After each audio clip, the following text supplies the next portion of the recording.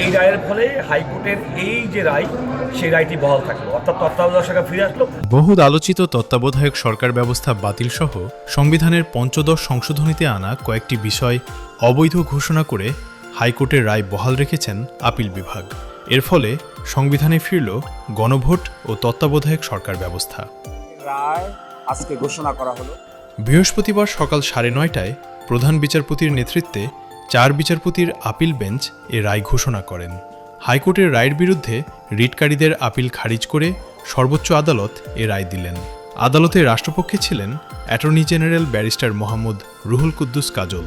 সেই রায়ে হাইকোর্টের রায়ের বিরুদ্ধে জনাব বদরুল আলম মজুমদার সাহেব সহ জামাত ইসলামের পক্ষ থেকে যে আপিল করা হয়েছিল সে আপিলগুলো ডিসমিস করে দিয়েছে, অর্থাৎ হাইকোর্টের রায়টি বহাল থাকে।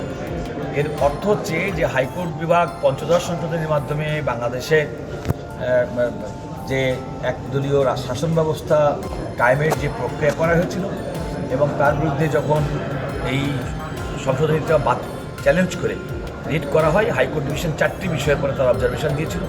তার মধ্যে অন্যতম হচ্ছে নির্দলীয় তত্ত্বাবধায়ক সরকার ব্যবস্থা সংবিধানে ফিরে আসা, গণভোট ফিরে আসা এবং সংবিধানের সাথে খ এবং সুপ্রিম কোর্টের যে রিটের যে ক্ষমতা সেই সম্পর্কিত।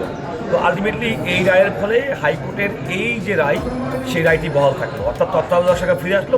আর বাকিগুলো এখন সংসদে পরে যেটা হাইকোর্ট ছেড়ে দিয়েছিল সেটা আলটিমেটলি সংসদের সিদ্ধান্ত। রিটের পক্ষে ছিলেন শরীফ ভূঁইয়া, জামায়াতে ইসলামীর পক্ষে ছিলেন অ্যাডভোকেট মোহাম্মদ শিশির মনির। এই রায় ঐতিহাসিক বলে জানিয়েছেন তারা। 13th অ্যামেন্ডমেন্ট আবার ফিরে এসেছে। তত্ত্বাবধায়ক সরকারের পুরনো বিধান আর পঞ্চদশ সংশোধনীর মাধ্যমে যে বিধানটা বাদ করে দেওয়া হয়েছিল, বাদটাকে আজকে বাদ ঘোষণা করা হয়েছে। ফলশ্রুতিতে তত্ত্বাবধায়ক সরকারের গঠন প্রক্রিয়া কি হবে এটি চাইলে পার্লামেন্ট 13 অ্যামেন্ডমেন্টের সঙ্গে যোগ বিয়োগ করে ঠিক করতে কোনো আইনগত বাধা থাকবে না।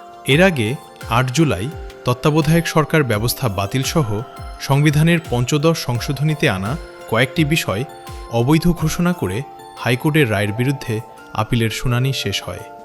টানা 3 দিন শুনানি শেষে রায়ের জন্য 9 জুলাই দিন ধার্য ছিল। হাইকোর্ট ডিভিশন 4টি বিষয়ের পরে তার অবজারভেশন দিয়েছিল।